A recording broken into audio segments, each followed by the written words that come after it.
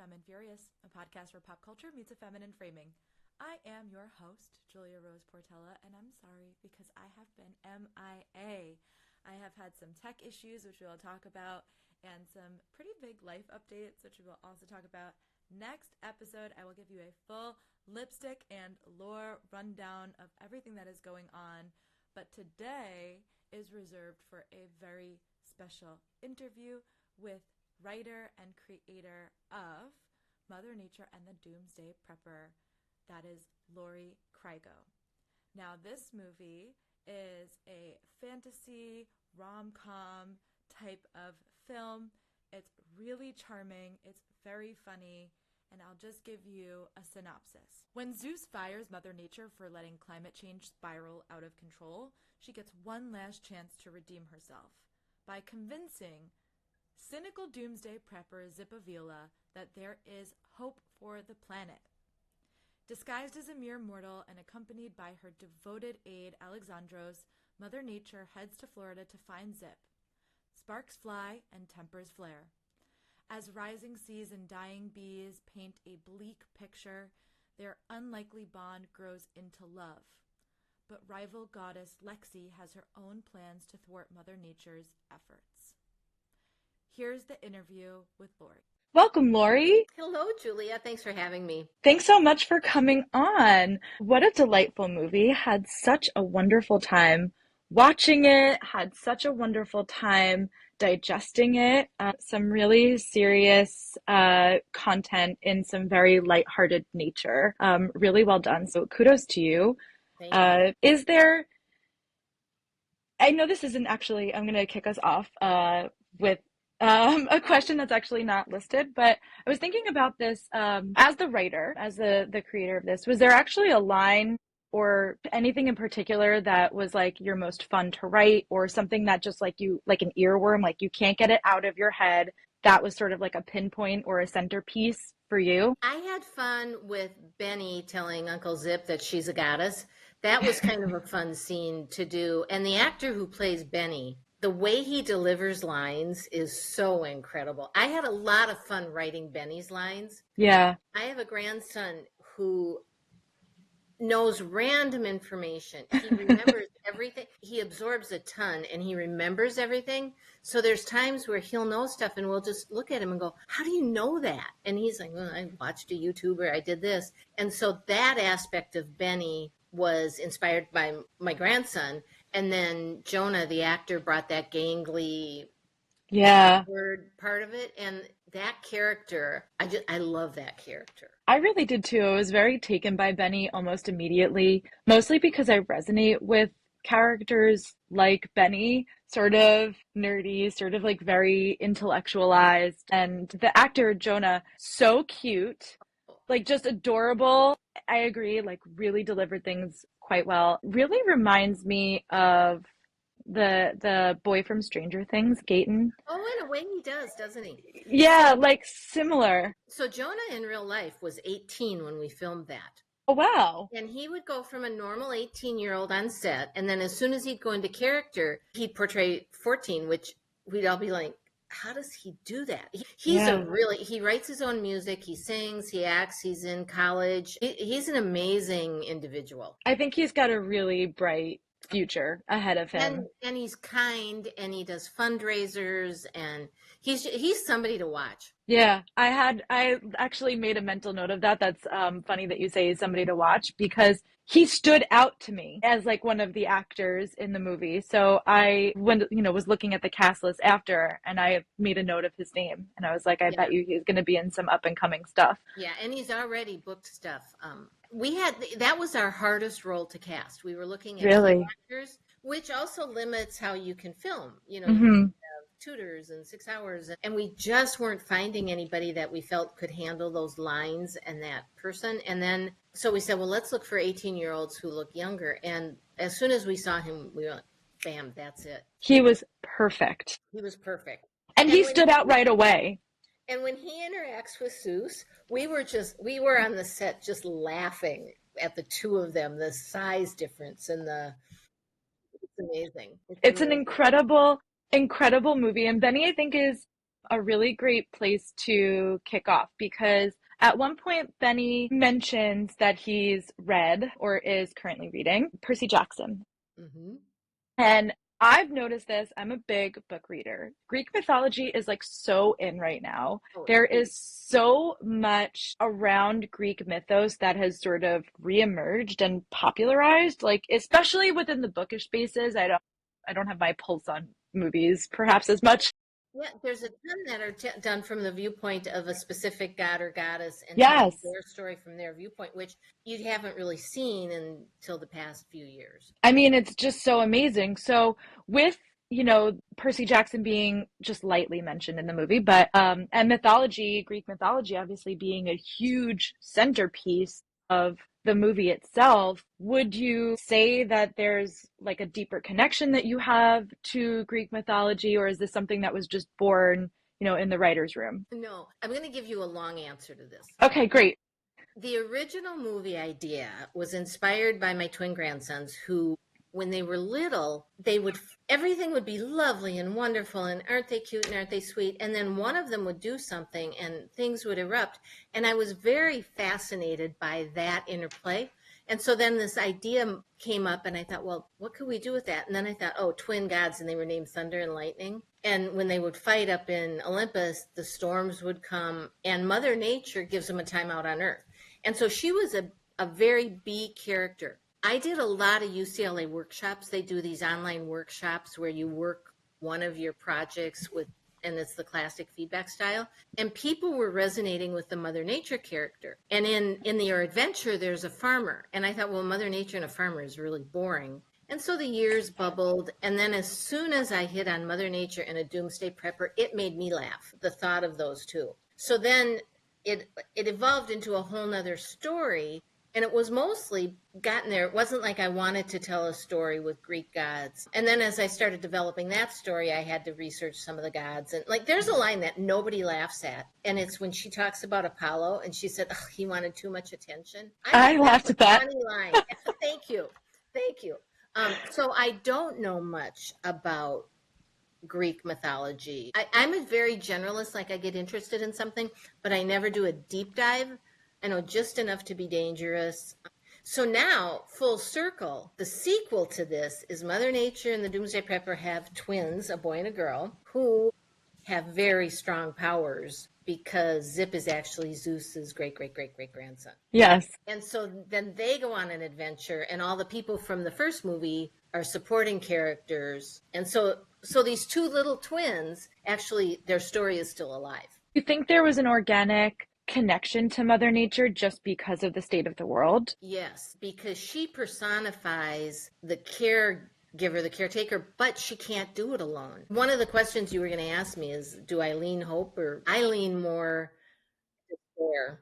I'm so concerned. And again, I'm not an activist. Sure. I'm a person who worries about it and is concerned. And so I'm leaning more despair right now than hope. Okay. But I think there's a hope. I had a friend who had a pendulum theory. You got to swing really far one way to come back to the middle. Yep. And I feel like we're like way out in the scary, and I'm hoping pretty soon. Yeah. Yeah. I one of the things that really stood out to me about your writer statement is, well, in one of the pieces of your writer statement, you said, we all feel that Earth is at a tipping point, and I flip-flop between hope that humans will fix it and despair that we won't, which is what you were just talking about. Mm-hmm. But there was something else that you mentioned in your writer statement, which was basically like, I do what Mother Nature does, which is I hide away and I avoid it.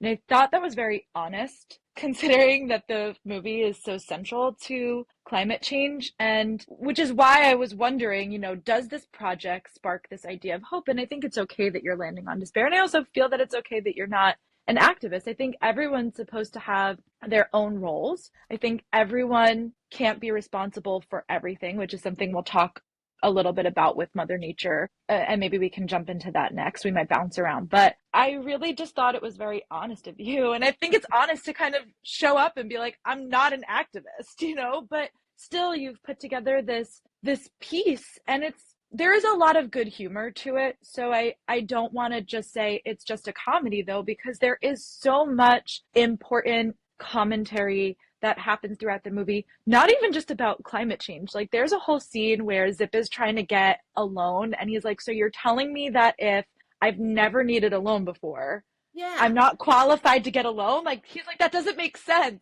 it doesn't. And it's all these, sort of like juxtapositions even within the movie. And I don't know if they were intentional or not, but throughout most of the movie, he's driving this big pickup truck, which I thought was very funny that he's this doomsday prepper driving this big truck. And at the end of the movie, I don't know if it was an electric car, but that was kind of my take on it. Yeah. The Tesla. And one of our guys on set had a friend who had that Tesla, and I'm like, are you kidding me? That it couldn't be more perfect. So many things. The universe was just so behind me on this. So many things, like finding I wanted colors to be orange, finding the orange truck that Mm-hmm. pulled up to the farm, and then when we found the orange, it initially was supposed to take place on an orange farm, and there's not very many left in Florida. And when we found the distribution building that had all that teal and all the oranges, it was like you couldn't have asked for anything more colorful or perfect. Yeah.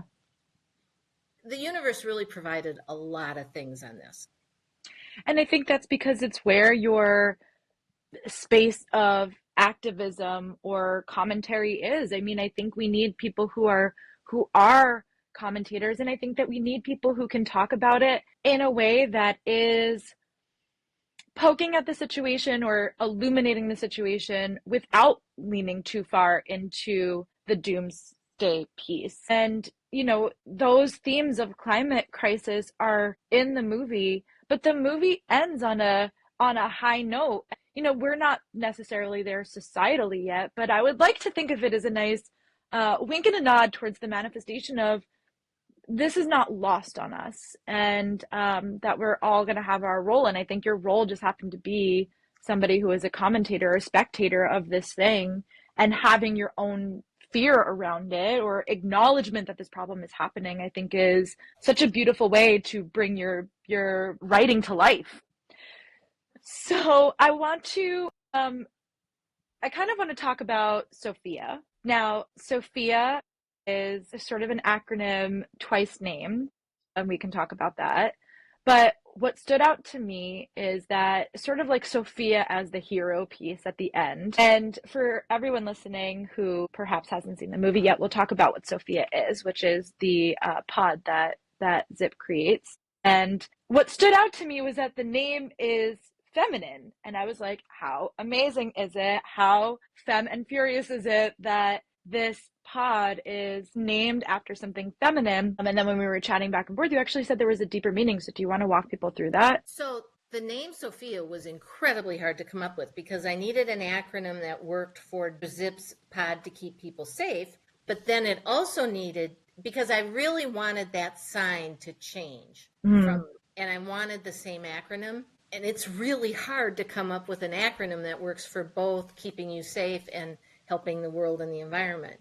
And it took weeks to come up with that. And then as soon as we said, hey, we came up with it, it's Sophia, a guy on set just said, well, that's the Greek goddess of wisdom. And I'm like, I didn't know that. And somebody poked me in the back and said, just say you did. Like, why? It was like, this is where I think sometimes the universe puts things in your head that you don't know is happening. Yes. But it all comes together, because we could not have come up with a more perfect name than Sophia, but it wasn't my intention to come up with a female Greek wisdom. Yeah.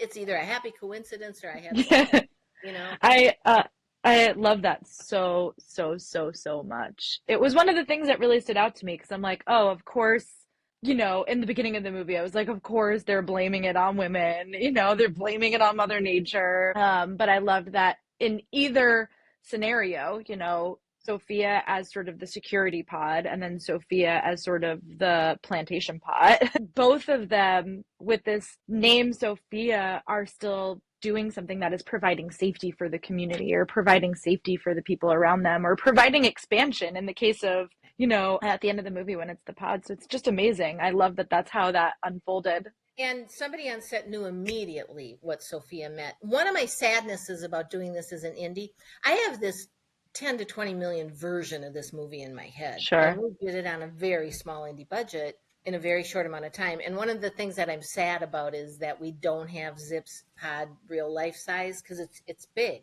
It's like a 10, and we just couldn't do that within our budget, because then the juxtaposition of a small pod used for something else is better. But I think we still conveyed that it was something people could survive the event. I mean, we have events. We don't even get like freaked out when there's events anymore. They're so frequent. Nope.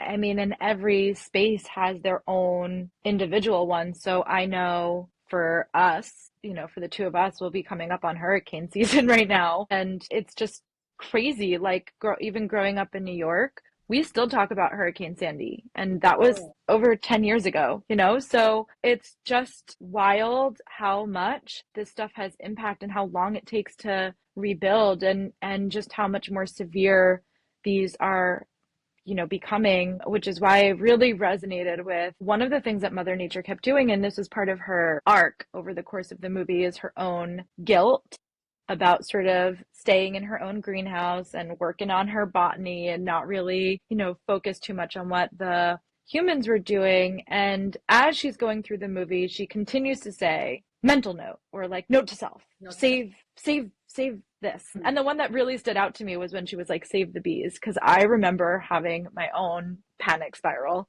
when that news started to come out, because there's just certain things, I think, when you're living in the world and you're inundated, especially now, with so much news, you're inundated with so much on social media, and it's hard not to default into that like doomsday spiral. And so I love that as she's going through the movie, even though part of it is her arc, that there is this individualism about the problem. And that's not how we talk about it, and that's not how they talk about it in the movie. They talk about like everyone needs to come together and there needs to be community, which is obviously the solution or a big part of it. But can you talk a little bit about how that found its way into the character of Mother Nature? Because I found that really interesting. She was always someone who had taken her eye off the ball, and then which happens. We do our job for years and years and years, and then we just kind of get bored with it, and we go through the motions and we do what we do, and then all of a sudden something happens where you go, oh man, I gotta jump back in here and I gotta fix this. And this just came to me. I love her matter of factness about fix it. We should all, see, now I sound like an activist. We should all just have that attitude of fix it. Yeah. And she was like, fix it. And with the confidence, like, oh, stop the glaciers from melting. It was just obvious to her that that's what that's what she needed to do. Yeah. And so it was more trying to show that she was so unaware and clueless. I guess that was the purpose of that. I love that. And I think that's true for a lot of people. I mean, especially because the news cycles are so fast. You're like, the bees are dying. And then you're like, all right, and these other things in the world are happening. And it's hard to keep your eye literally on one ball. We're juggling so much of it between climate and so many other issues that are happening in the world. I think it's hard to be consistent all the time. And it just really hit me that was my own mental dialogue, like note to self, save the bees, and it's like, if only it was that simple. Well, and you get overwhelmed with all the things like, well, should I put my energy in the bees or the water or the politics or this or that or women's rights? Where do you put your energy when your energy is spent working and being part of your community and your family? And, so these activists who really devote their lives to it, I just respect them so much. And then they're trying to do something good, and social media will just trash them. And I just want to go, stop it. Stop the negativity, It's hard. So on a footnote of intentionality, can you maybe speak a little bit about how Florida was chosen to be where Zip lives? Because I spend winters in Florida. My husband and I sold our business before COVID, and so we're able to be in Florida more than we were before. There was an orange grove that we used to go to, like 3 miles from where we live. And they sold it, and it's houses now. And so I started looking into oranges in Florida. And a lot of times in the stores, the oranges would be from Mexico. And I'm like, wait a minute. So I just was like interested in what was going on. because of climate change, a lot of the orange groves haven't been able to survive. And so that was what was kind of interesting to me. And Zip was initially supposed to come from a long line of Cuban immigrants, and Oh, which made sense for Florida. yeah. And so that's how it ended up in Florida. And then we actually filmed in Florida. It always took place in Florida, but we ended up filming in Florida. But the reason Zip is not a Cuban immigrant, a third generation Cuban immigrant, is our director had worked with Andrew Key, who is Zip, and knew how easy he was to work with and how much charisma he has. Andrew was so charming and kind and patient. He was perfect for it. I can't picture anybody but that. But that's how we ended up with the Zip character being not Cuban, which I think would have, I can't picture anybody but Zip in that role, or Andrew in that role now. All right. I mean, listen, I think the changes that need to happen are the ones Yeah. that happen. But Well, fascinating that he started out as a that it started out as a Cuban immigrant. I think that's really interesting. yeah, and it added a little nice backstory that we lost. But again, Andrew brings so much, and he's so big and buff Yeah. and strong, and you feel like he could get you through any crisis. Yeah. When they were like he's part of the Coast Guard, I was like, okay, that makes sense. He's a brawny guy. Have you read the book Big Magic? Yes, I have. So when we were on set, and we were also, one of our stand-ins was a real Coast Guard guy, and the Coast Guard supported us. We had to sign a contract Amazing. that we would show them realistically, and they supported us. They let us on base, on their boats. The background people are all real coasties. And the day that he was in his uniform, and we were with Adam Sheets, he was on set every day, I was like, we need to have a Coast Guard TV series, like SEAL Team, but the Coast Guard, or NCIS, but the Coast Guard. And it stuck with me, but I'm not the one to write that. I'm not the one to do it. Well, I said, Adam, there's this book, Big Magic, and I'm just giving you this idea because this idea needs, Yeah. you're the one to do it. This was 2 weeks ago. I said, you are the one to do this. Here's the idea. Yesterday, it was like 2 weeks had passed. He presented me all the characters, the breakdown of the beats of the episodes, 10 episode ideas, the pilot breakdown. And I'm like, whoa, you clearly are the right guy to have this idea. Yeah. And I think we're going to have a series ready to pitch within about a month at the most. That's amazing. Isn't it amazing? The idea is his. He needed it. And he's the Yeah. perfect person to do it because he's a 20-year Coast Guard guy. That's incredible. It like knocked on your brain door for him to deliver. Yeah. But seeing Andrew Key, Zip, in his Coast Guard uniform, it was like, wow, why don't we see the Coast Guard on TV more? The Coast Guard does amazing things. They do. I mean, they do really amazing things. So the story when he's talking about there was a girl and a dolphin told her that help was coming was sort of inspired when many, many years ago, my husband and his two kids, my stepkids, did a night dive. And there's no way I'll do a night scuba dive. And so I went out on the boat with him, though, and the dive master went with him. And all of a sudden, it's night. I'm alone on this little boat. And I was starting to feel really uncomfortable. The dolphin came up and circled 3 times and then left. And I was like, it's okay. And that's where that story sort of, it evolved and we elaborated it. But there was one night where I was scared on the water and a dolphin came and I felt better. That's so incredible. You have such a spiritual presence that it's like all of these little synchronicities and alignments are happening around you. And look at how wonderful it is that, something like that. I'm so grateful that you just shared that story because that's one of the really tender beats that Zip has over the course of this movie when he's sharing that story. And to sort of know its origin, evolved as it may be, I think is incredible. Thanks. I love that scene. It was initially supposed to be when they were out on kayaks, which I've now learned kayak scenes out on the water are hard to shoot. And so they said, let's just have them walking. The director said, can we just have them walking?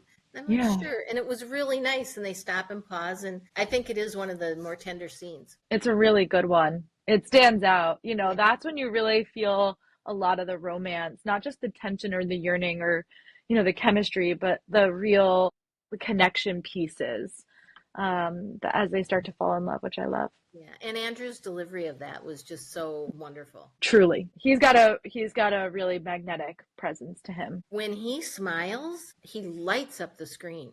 Yeah. Yeah, he's a cool guy. Love that. Hope we get to make the So, sequel. yeah. Uh, so one of my favorite characters is Bo.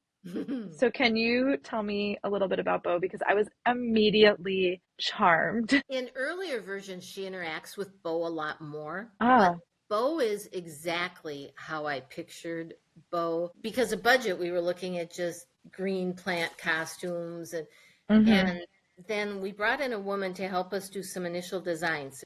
Sabrina Byron, she lives in Orlando, and she drew Bo, and I'm like, that's it exactly. And she knew how we could make that happen. There is a person inside of Bo, Tetra Lloyd, mm-hmm. and Tetra was very instrumental in making Bo, gluing on all the little bougainvillea pieces, and so there's actually a person in there who does the hug and who shakes. And the first time we brought Bo on set, everybody was just like, that is so cool. Bo is one of my favorite characters. Bo, I was immediately taken by Bo. I was actually kind of upset that there wasn't more Bo, and I understood why there couldn't be because she's not in Olympus the whole time. But I just thought that considering it was, a non-vocal or no lines, I guess, no English, that there was just so much personality that shines through. You could tell why Mother Nature doesn't want to leave her greenhouse. She's not isolated there. She's connected to these plants and she has relationships with them, So, and I think Bo was like the perfect pinnacle of that. But I just found Bo to be so, so charming. How a tree can look sad. When Bo is Yeah. sad, Bo is sad. Yeah. Yeah, I think Bo is really cool. And one of my other favorite bits, which I told you, this was incredibly funny to me, was everything that happens with Orion. I thought Orion was one of the funniest bits that you could put in there. So I don't have you seen the Batman movie with Robert Pattinson? Yes, a long Okay. time ago. Yeah, me too. So forgive me to everyone else who's listening to this, but because I forget exactly who it was, but they were like introducing one of the other villains, and I can't remember if it was going to be the Riddler or the Joker or whatever, but in like that vein. And you get to the end of the movie, and he's on YouTube, and he's like, "Hey guys." Like, it's like this whole thing. I couldn't stop laughing, and it wasn't meant to be funny, but I was just like, oh my God, like YouTube culture finding its way into these movies are so funny to me. And so for everyone listening, or for anyone who needs a refresher, Orion is a character who has a YouTube series that focuses in on like conspiracy around the Greek gods being real and the goddesses being real, which obviously over the course of the movie we learn that they are, humans learn that they are. And I just wanted to know, is this born of your own? Well, you just said that documentaries depressed you. So probably not a conspiracy theorist, but Well, no, sometimes you get I sucked am a in. conspiracy theory. Like, I really believe, like, a little part of me believes, like, aliens really do live here. Did you watch Sugar? I did not know. Oh my God.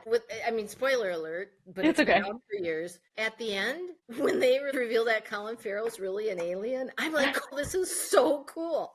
And then it was like so cool. So I do believe in stuff like that. But initially, I just had it was TMZ that was tracking them. And our director said, we really shouldn't use TMZ. Can it be something else? So I thought about it overnight and I'm like, it can just be a YouTuber. And oh, how funny a YouTuber. And then the night that was Philip Cole White brought is Orion, and we had a long day of shooting, and I think we were all probably crabby and tired, and he waited so long to shoot that scene and turned on that energy and had us all laughing. As soon as he turned around and gave that look, we were all laughing, and he brought a lightness to the end of a very long day. And then the director called me when he was in post, and he said, we're losing part of the story. We need to bring him back. And at the same time, Pinellas County had given us a lot of money in incentive, but we had to mention business names. And we hadn't quite got our business names. So I'm like, great, he'll be at Kawa and Dunedin. And we got 2 of our points to get our incentive. And he's so funny. He's just a funny presence. Yeah. And does it so well. Like, I think there is something very niche about people who do YouTube like that full time. there's just something about the way that they talk, the way that they emphasize things, the way that they have their body language, and it was so perfectly encapsulated, and it really made me laugh. It was just one of my favorite bits of the movie as sort of like its own little subplot. I was like, I would watch Olympus Exists. I would be so far down the YouTube hole. Well, and in the sequel, I've got a thought for him. What about Rocky? Now, so this is one of my favorite things across the entirety of the movie because, and it sort of gets explained because my first time watching through, I was like, why are they calling her Mother Nature and not Demeter? Because unfortunately for me, not so much the Greek mythos, but astrology, which is what I do full time for the most part, is Roman mythology. So they're very interwoven. So I tend to kind of know the mythology. At least I know the Roman mythos pretty well, which like translates to the Greek pretty equally. So it was like, why Mother Nature and not, Demeter? And then they kind of explain like everyone is a descendant from these original gods. Everyone like except Zeus, pretty much. And I loved how everyone, Alexandros like coming from Hercules and Rocky coming from not Apollo. It'll come to me. Yeah, we know who we mean. The messenger Ares, guy. Hermes. Hermes. There you go. Did you catch it? Go ahead. Yeah, no, you go. Well, did you catch that his toga is like a flight attendant? It's like I old didn't. with the little. He's in blue and gold and the little. Yeah, I said I wanted his toga to look flight attendant-ish. Oh, that's very funny. No, but you know what I did notice, and I guess we can talk about this too, and we can talk about costuming. In the beginning of the movie, Mother Nature, is wearing flight goggles, like old school flight goggles. And I thought that was interesting too. Like, can you touch on that? What were those decisions? Initially, I wanted her to be really goofy, and the thought of her with goggles and just more like a mad scientist. I had her written more like a mad scientist. And then when we got on set and we moved so fast. We did so many things you shouldn't do. And I would do it the same way again because the movie's out there. If we had taken time to plan and it never would have happened. So they came up with more of she's got more of a steampunk vibe than a mad scientist vibe. But I wanted to portray that she's just like, how mad scientists just get into what they get into and that's what they do. So that was why the costuming was written that way for her there. Well, I love that. I'll put a picture up too of Rocky's costume. Yeah, I really enjoyed Rocky too. I thought he was a very light character.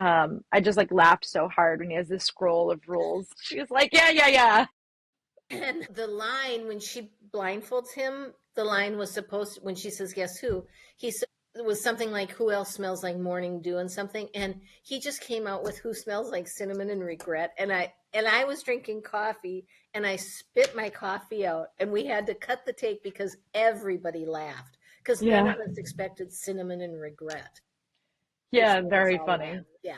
He's a funny guy. Great. I mean, just great characters. And I loved that everyone was descended from the gods. I loved the part, I don't know why this like tickled me so much, but I also loved when Zeus was like doing Pilates and this like inner dialogue of like, I've become boring. And then he's doing, I don't mean to call Pilates boring. I love Pilates, but just like he's doing so many like basic activities and one of them being Pilates. I was just cracking up when he was on the little platform doing it and everyone's like trying to talk to him and he's like going into the different poses. I thought that was so brilliant. I'm going to tell you the story of Zeus and Brock O'Hearn. Okay. When we first put this up on Actors Access, Zeus was also an old, cringly, kind of apathetic god. And Mickey Rourke submitted. And we all went, is there another Mickey Rourke? And we decided to increase the budget to cover Mickey Rourke. And we thought it would help us pre-sell and to be able to say, I mean, for me as a first-time producer to say, Mickey, I was like just beside myself. I was so excited. Yeah. 24 hours before Mickey Rourke was supposed to be on set, they called and said he's not coming. And 48 hours later, Brock O'Hearn was on set dressed as Zeus. Could there be anybody but him that's supposed to be Zeus? So let's talk about happy coincidence or the universe has my back. Brock is Zeus. I mean, he's Zeus. He's Zeus. And he's big. He had to, because we were in front of an LED wall and then there's a stage built, we couldn't lock in Brock until we got up on a ladder at 10 o'clock the day after we found out Mickey wasn't coming, and we had to shut down filming because we had scheduled him for the end because that was the only time he could come. We're up on ladders making somebody 6'7" and stretching to see if we could get camera angles that would work in the confined environment we had. And then Brock showed up, and then when Benny and Brock, and the size difference between Betsy and Brock is Zeus. He's Zeus. I can't even imagine a world where he wasn't our Zeus. I actually thought he was really perfect. And I think in this sort of, in the wake of like the Marvel Cinematic Universe, I think even though they're different characters, obviously, I think having Chris Hemsworth be Thor and getting a lot of the Greek, I know that's Norse mythos actually, but whatever, having him be Thor and having people be comfortable with that felt like a really easy transition without it being a ripoff.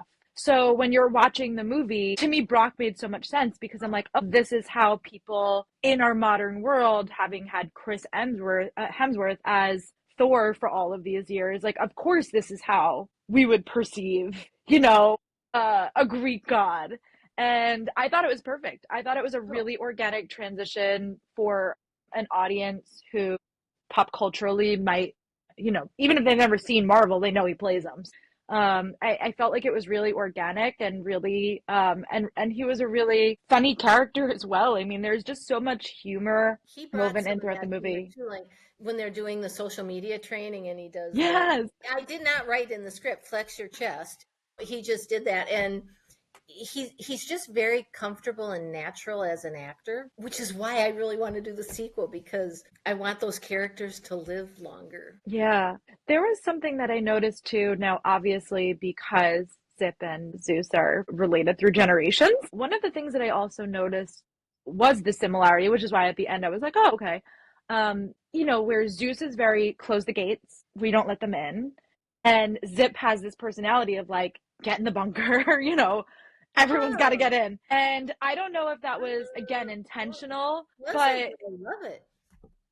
It was one of the things that I noticed where I'm like, oh, this very, for defeatist, but for different reasons, just like a close the doors. We have to preserve what we have. And, Zeus is doing that too. And then at the end, when they're like doing their little arm wrestling move, I was like, oh, they're related. So this is perhaps where, some of that came from. I have to give credit where credit is due. That was not anything I wrote.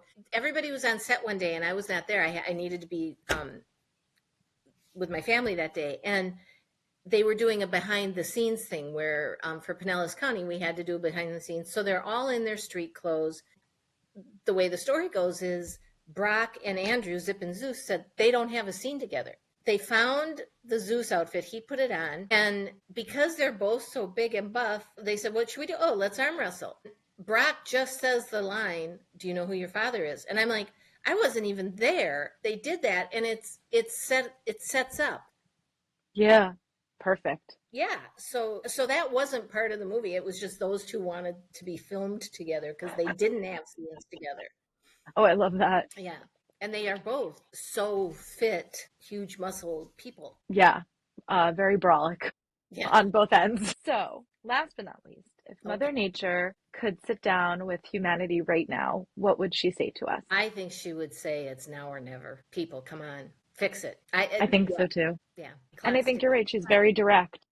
Yeah, and Kate Amundsen, who plays Mother Nature, was not how I had pictured Mother Nature. I had pictured her more as kind of a hippy-dippy. And then when Kate's audition came in, our director, Christian Cashmere, was like, this woman can act. And she brought a goofiness to her that it took me a couple scenes to settle into what Kate was bringing to it. And I love her take on it. I just love how she personified her. Yeah, I do too.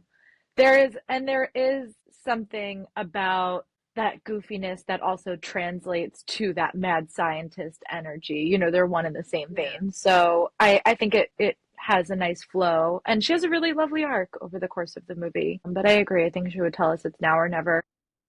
Good. Well, I'm so glad you were so thoughtful about it, because you could see it as just like this goofy. Somebody told me it was campy, and I'm like, well, I don't think it sways all the way to campy. It's quirky, it's goofy, but I really appreciate that you saw what's there.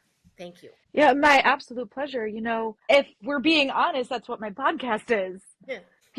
My podcast is this, I would say my podcast intentionally falls into the category of camp, but I myself am campy. But so I went to school for theater, is what I went to school for. But that's what my podcast is a social commentary through pop culture. And for some people, when you say that out loud, it sounds facetious in the same way when you say I made a comedy about climate crisis, people are like, why, But when you get to the bottom of it, people don't respond well physically, emotionally, energetically, psychologically to doom. Who wants to be told that everything is imploding? But if you can have a good laugh about it, or if you can, understand it through movies or books or music, if you have something to pinpoint things to, I think it makes it easier to digest. And, if you watch this perhaps somewhat campy, quirky movie about climate crisis, but the ending of that movie says, hey, by the way, the efforts that we have done have saved the bees. They have allowed us to feed refugee camps. They've allowed us to feed homeless shelters. And, that's not even a major point. That's just kind of how they end the movie, which is like, this stuff has really helped, and these are the places that it has helped. When you have something to attach to, even something small like that, doesn't it want to mobilize you? And when you're doing it in a way that's lighthearted and these people feel like your friends, wouldn't that inspire you? So I think we need more of this. I think we need more places where it's fun and light, because people don't want to feel sad at the end of the day. Most people don't want to feel sad. They want to feel inspired. And I think comedy has always been a driver of inspiration. Good, thank you. Our publicist calls it an echo romance or an echo comedy. Yeah. I love that. That was a phrase I had never heard. So it's an echo comedy. But I really do appreciate your thoughtfulness about it. Oh, my absolute pleasure. Tell people then how how they can follow you, how they can follow the movie, where they can watch, all that kind of stuff. The best place to follow is Instagram, mother_nature_movie. And then we are available. I'm self-distributing, so we're available to rent on Amazon and Apple and Google TV or Google Play and YouTube. Okay. So those 4 places for now. And it is available in some Latin American countries and most of Europe on Apple TV. Oh, that's amazing. Yeah. Oh, I love that. Hopefully this will I'll repost this once I get to Paris, and hopefully I'll get like a little second win so you can get some people when I'm over there. Thank you so much. My pleasure. Laurie, thank you so, so much. It's been incredible. Well, I'm enjoying your podcast too, so I'm catching up on some past episodes. So. Well, thank you. I will be recording all day today. We are catching up on all of The Summer I Turned Pretty, because I will die loving a teen drama. So thank you so much. And, I can't wait. I can't wait for more people to see this. And I hope that, the people that are listening to this are inspired. And I myself am going to find some places to push people to donate. So you will do your small bit of activism through just this one podcast. Thank you. My absolute pleasure. Laurie, I'll talk to you soon. Bye-bye.